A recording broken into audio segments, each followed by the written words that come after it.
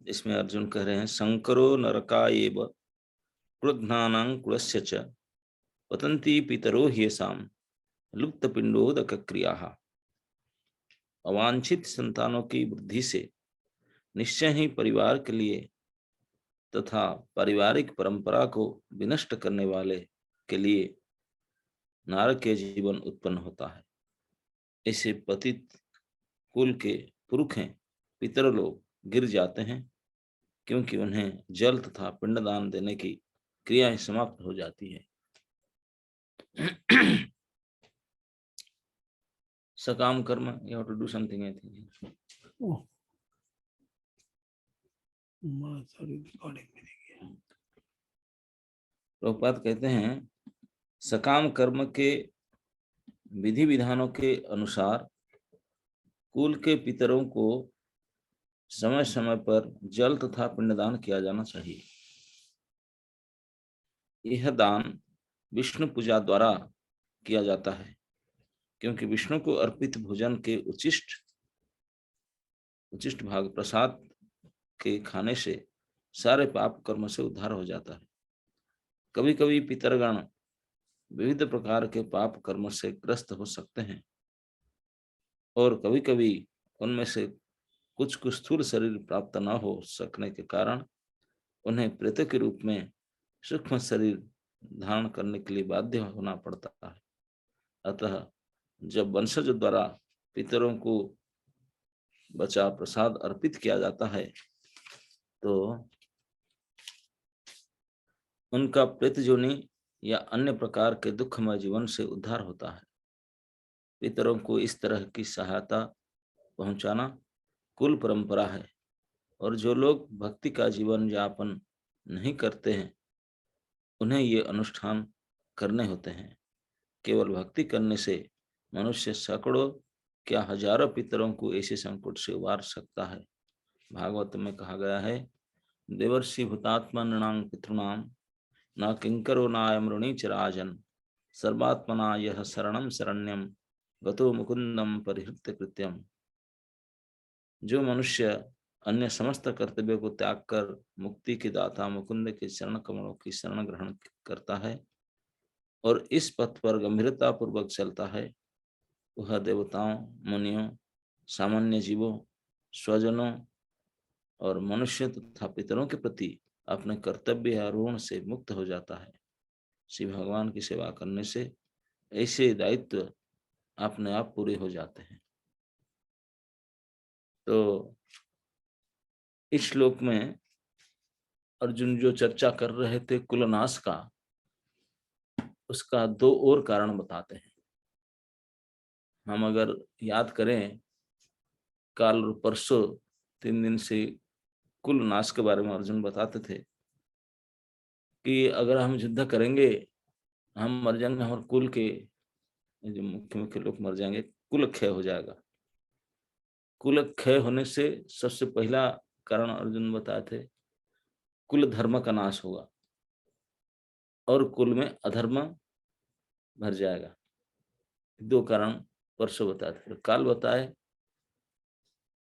और 2 कारण कि कुल क्षय होगा, कुल धर्म नाश हो जाएगा और कुल में अधर्म आ जाएगा। अधर्म आने से स्त्रियां दूषित होगी, स्त्रियां दूषित होने से अवांछित संतान पैदा हो। कल ही दोनों बताया।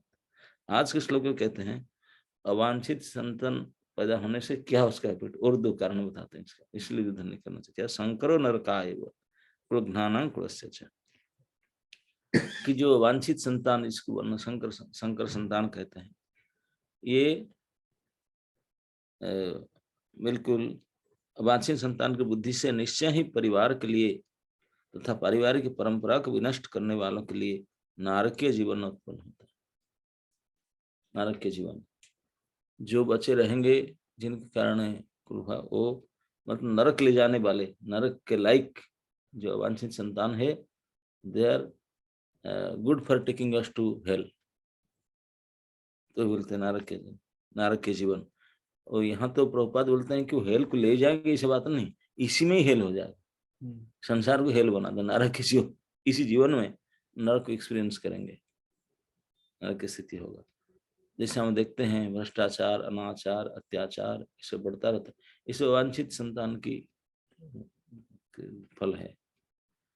और एक तो ये होगा, नारक की स्थिति पैदा होगा, ये पांचवा कारण। छठा कारण अर्जुन ने बताते हैं कि जो कुल के पितरों हैं, जो हमारे पुरखे हैं, पिता दादा जो सब गुजर गए हैं, वो कभी कभी प्रभुपाद कहते हैं कभी कभी तो उनको स्थूल देह प्राप्त होता है, कभी कभी किसी कारण से उनको स्थूल देह प्राप्त नहीं होता, कहाँ कहाँ लटक वटक रहे हैं पृथ्वी आदि में। तो आशा करते हैं कि मेरे पुत्र आदि हमको पिंडदान करे, जलदान करे, जिससे हमको मुक्ति हो जाए। तो ये जब वांछित संतान हो तो करेंगे नहीं। पिंडदान जलदान क्रिया जो सो अब विदेश जाकर पढ़ करके जब तब करते हैं तो भूल जाते, बोले ये सब मिथ है, कुछ नहीं करते हैं।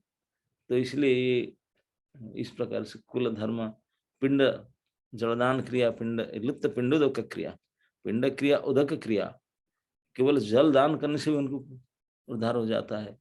पिंड दान करने से तो निश्चित उद्धार हुआ। तो पिंड दान श्राद्ध क्रिया होता है भगवान श्री विष्णु को कुछ अर्पण करके प्रसाद, उस प्रसाद को, महाप्रसाद को अगर पितरों को अर्पित किया जाता है तो उनका सारे पाप मुक्त का कल्याण हो जाता है। यही पिंड क्रिया है। लेकिन लोग करते ही नहीं, भोग लगा खाते नहीं, होटल फोटल में इधर उधर खाएंगे, क्या पिंड लगाएंगे, क्या भोग करेंगे। तो पिंडदान क्रिया, उदक क्रिया, ये जो घर में श्राद्धादि क्रिया होता है प्राय सभी वर्ण में करते हैं कि नहीं। एक दुर्गा पूजा से पहले एक आता है पितृपक्ष, इसमें तो प्राय सब प्रकार के लोग करते हैं जलदान और अपना अपने तिथि में पिंडदान। ये दो प्रकार की क्रिया, इसको जल क्रिया, जलदान क्रिया और पिंडदान क्रिया दो कहते हैं। जलदान क्रिया होता है वो पितृपक्ष में, जो 15 दिन होता है दशहरा से पहले, और जिस चीज का पितर जिस तिथि में शरीर छोड़े वो उनका श्राद्ध तिथि होता है, इस तिथि में उनको पिंडदान देना होता है। तो आज जो दो कारण बताते हैं कुलक्षय होने से होगा, टोटल 6 कारण हो जाएगा।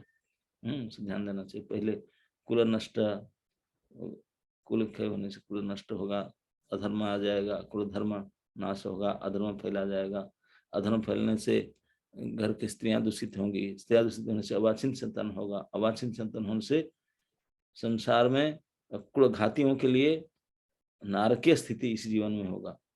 और जो पितरों हैं, जो हमारे ऊपर आशा रखते हैं, उनको पिंडदान और जलदान क्रिया वो भी नष्ट हो जाए।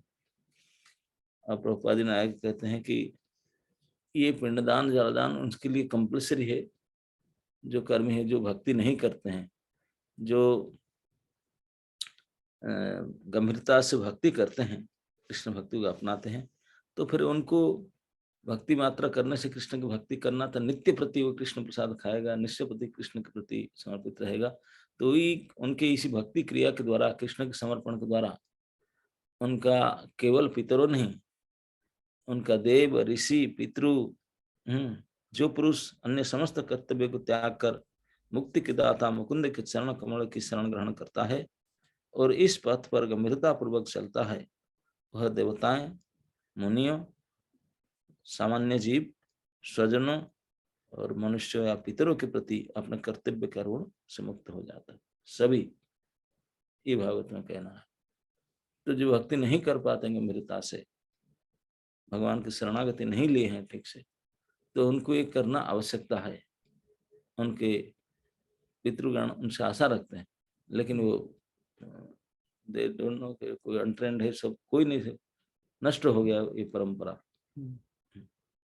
तो ये दो कारण, जो पांचवा और छठा कारण है, श्लोक में बताते हैं। अर्जुन का ही कहना है, इतने कारण देकर युद्ध करने का है कि हमें इसलिए युद्ध नहीं करना चाहिए। वो लोग मूर्ख समझ नहीं पाते हैं युद्ध के परिणाम क्या होगा, मरने पर तुले हुए हैं। हम तो समझ पा रहे हैं, तो हम इसको विचार करके क्यों युद्ध करने के लिए युद्ध से क्यों नहीं विरत होंगे। इस प्रकार के क्रम के अनुसार आज तक उन्होंने 6 कारण बताए, केवल कुलक्षय होने से क्या होगा। Hare Krishna. Hare Krishna. Thank you so much Maharaj. Maharaj ने हमें बताया कि जब एक अनवांटेड पॉपुलेशन आ जाती है तो हेलिश सिचुएशन बन जाती है, जिसकी वजह से वो अपनी ड्यूटीज भूल जाते हैं कि जो उनके एंसेस्टर्स हैं उनको ऑफरिंग करनी है, पिंडदान और जलदान, जिससे वो लिबरेट हो पाएंगे। क्योंकि वो एंसेस्टर्स हो सकता है कोई और योनियों में, भूत प्रेत की योनियों में भी घूम रहे हो, तो उनको वहां से लिबरेट करने के लिए बहुत इंपॉर्टेंट होती है। पर जो मॉडर्न सिविलाइजेशन है वो इतनी मिसडायरेक्ट हो जाती है कि वो भूल ही जाती है उसकी duties. And unless and until किसी ने भगवान की पूर्ण शरणागति ली हुई हो, ये बहुत इंपॉर्टेंट है कि वो ये क्रिया करे। So if anyone has any questions, if anyone has any questions, then they may please ask. We'll take only 2 questions. We will take only 2 questions. Yes, Nisha Mataji.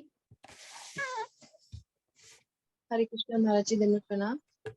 महाराज जी, जैसे मेरा प्रश्न था कि जो हम पितृ को भोग लगा मतलब निकालते हैं पितृ का, जैसे जो नवरात्रों से पहले मंथ आता है उसमें श्राद्ध निकालते हैं, तो वो भगवान को ऑफर करके निकालना चाहिए या पहले पितृ का निकालना चाहिए?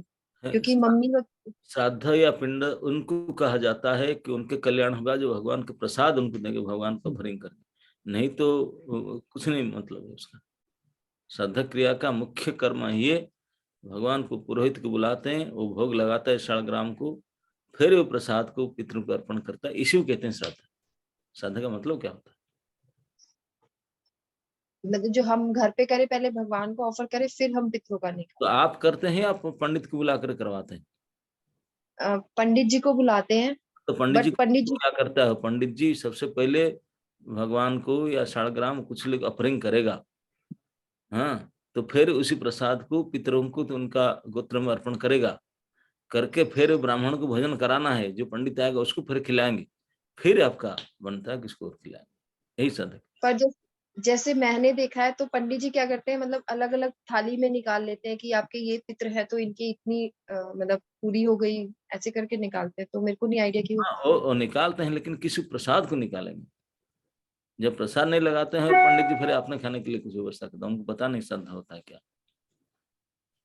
अच्छा, हाँ, अगर पंडित जी ऐसे नहीं निकालते पहले भगवान के नाम का, कृष्ण के नाम का, तो पहले हम भोग लगा के फिर पंडित जी को दे दें कि अब आप हाँ, हाँ, हाँ, करेक्ट, ये सही है। हाँ, आप खाओ तो आप भी प्रसाद खाओ। ठीक है मैम, धन्यवाद। ईशान प्रभु जी। हरे कृष्णा गुरुदेव, दंडवत प्रणाम। हरे कृष्णा माता जी, दंडवत प्रणाम। गुरुदेव, मेरा प्रश्न ये था कि जैसे जो पंडित लोग होते हैं वो पहले थोड़ी सी पूजा कराते हैं, उसके बाद वो कुछ निकाल देते हैं कि गाय के लिए, ये सब चीजों के लिए, तो उसके बाद फिर वो ग्रहण करते हैं, तो भी ठीक है? हाँ, तो पूजा जो कराते हैं आपको नहीं जानता ना, विष्णु की पूजा करें, क्योंकि यही प्रशस्त है। श्राद्ध मीन्स जो भी प्रसाद है भगवान को अर्पण करेंगे, फिर अर्पण करने के बाद वो प्रसाद को गाय को, ब्राह्मण को, अतिथि को देकर फिर पिंडदान जो होता है उनके उनके नाम से, पितरों के गोत्र से उनको अर्पण करते हैं, तभी उनका कल्याण। हाँ, और गुरुदेव, जैसे कि आपने जैसे बताया कि जो भक्त लोग होते हैं वो इन चीजों में नहीं करते, वो लोग सिर्फ भगवान विष्णु की भक्ति करते हैं, उन्हीं से सब कुछ हो जाता है ठीक ठाक। तो उसके लिए कोई ऐसी आवश्यकता नहीं होता। हाँ जी। तो गुरुदेव, मतलब कि ऐसा लगता है कि वो चीज तो पता नहीं हो पाएगी नहीं हो पाएगी, क्योंकि हम लोग वही अभी वो परंपरा चलती हुई आ रही है, तो वैसे ही फॉलो कर रहे हैं अभी तो। हाँ, क्योंकि जब तक सीरियसली भगवान के शरणागत नहीं है तो उसको करना चाहिए, है ना। हाँ जी।